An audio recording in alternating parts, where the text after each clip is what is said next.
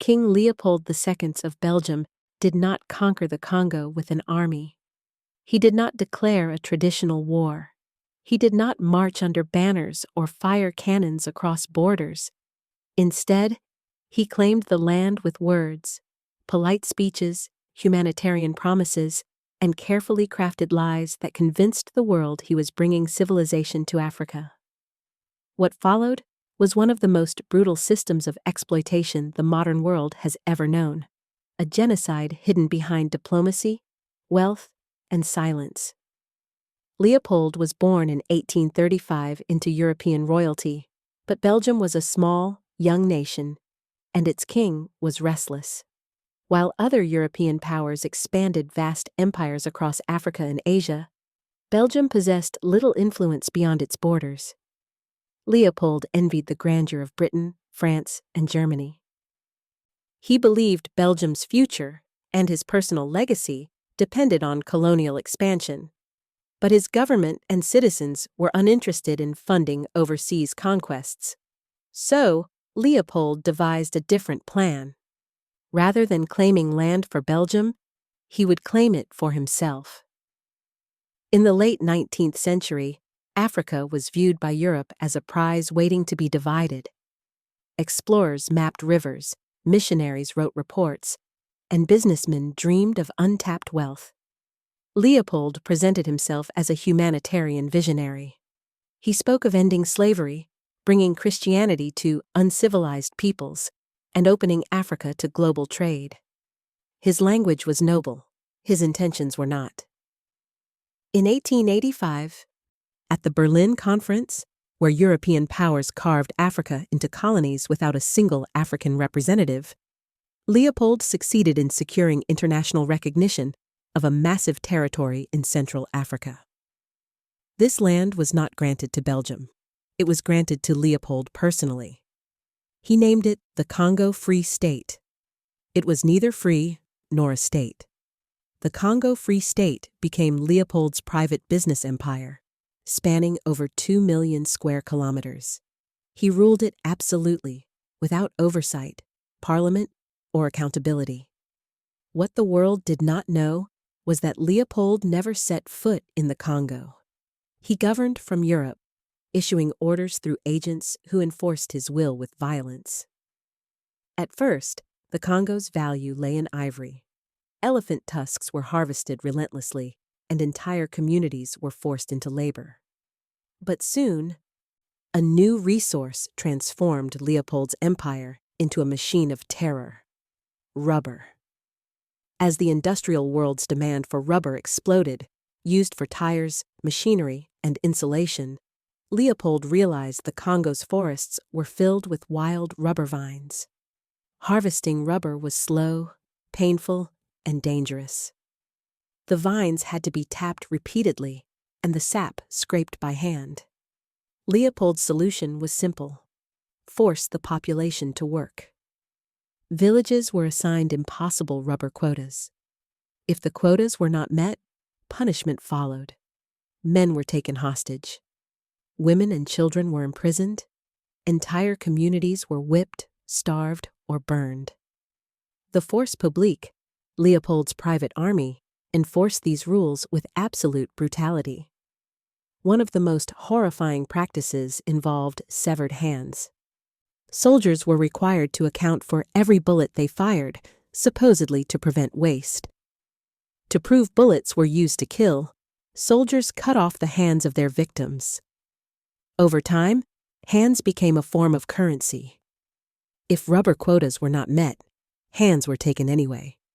Sometimes from living people, sometimes from children. Entire baskets of severed hands were delivered as proof of obedience. Mutilation, flogging, and execution became routine. The shikot, a whip made of hippopotamus hide, could tear flesh to bone. 20 lashes could kill a man. 50 almost certainly would. These punishments were public, designed to instill terror. Families were destroyed. Villages emptied. Famine spread as farming was abandoned for forced labor. Disease followed. Population estimates suggest that millions died, Some scholars estimate up to 10 million people perished during Leopold's rule. Yet in Europe, Leopold was celebrated. The wealth flowing from the Congo funded grand buildings, monuments, and palaces across Belgium. Leopold portrayed himself as a benevolent ruler. He sponsored exhibitions, cultivated journalists, and silenced critics. His fortune grew, and so did his reputation, carefully polished and fiercely protected. But the truth began to leak out. Missionaries working in the Congo sent letters home describing horrors they could not ignore. Photographs emerged showing mutilated men and children. One image, of a father staring at the severed hand and foot of his daughter, shocked those who saw it. Slowly, the narrative Leopold had constructed began to fracture. One of the most important figures in exposing the truth was Edmond Dean Morel, a shipping clerk who noticed something strange. Ships traveling to the Congo carried weapons and chains, while ships returning were filled with ivory and rubber, but no legitimate trade goods. He realized this was not commerce, it was slavery. Morel joined forces with Roger Casement, a British diplomat whose official report confirmed widespread atrocities. Together, they launched one of the world's first international human rights campaigns. Newspapers published testimonies. Public meetings were held. Writers like Mark Twain condemned Leopold's regime with fury and sarcasm. Leopold fought back. He hired public relations experts, paid journalists, and dismissed reports as exaggerations. He accused critics of jealousy and political manipulation. For years, his lies delayed justice, but eventually, the evidence became impossible to deny. In 1908, under immense international pressure, Leopold was forced to relinquish control of the Congo Free State. The territory was transferred to the Belgian government. Leopold never faced trial. He was never imprisoned. He never publicly accepted responsibility.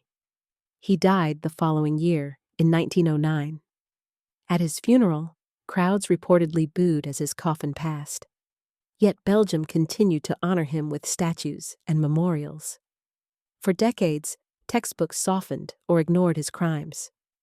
The wealth he extracted remained embedded in European institutions, buildings, and fortunes.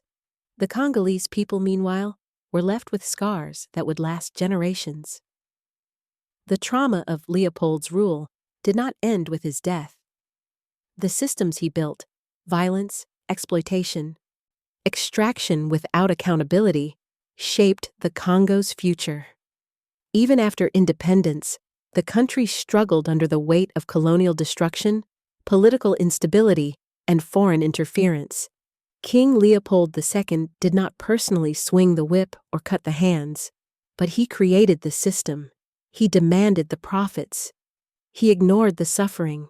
He knew. History often remembers conquerors as builders of nations. Leopold built wealth, he built monuments, but he also built a graveyard, one buried beneath silence, denial, and deliberate forgetting. The story of King Leopold II is not just about the past. It is a warning about how cruelty hides behind power, how atrocities can be disguised as progress, and how easily the world looks away when profit is involved. Some stories are buried because they are old. Others are buried because someone wanted them forgotten. This is one of them. If you enjoyed this video and want more, please like, subscribe, and share.